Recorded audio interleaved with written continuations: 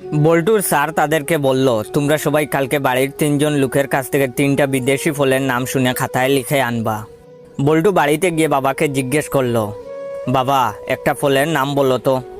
বাবা বললেন, তোর এইসব আজাইরা পেঁচাল শোনার সময় নাই। বল্টু এটা লিখে নিল।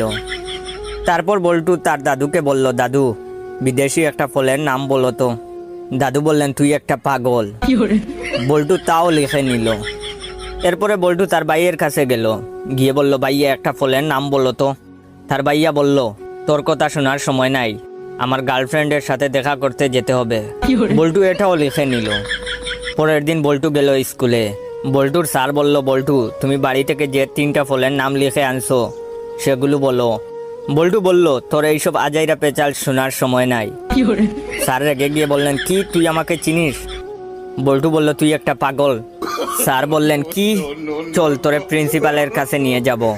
তখন বল্টু বলল, তোর কথা শোনার সময় নাই, আমার এখন আমার গার্লফ্রেন্ডের সাথে দেখা করতে যেতে হবে।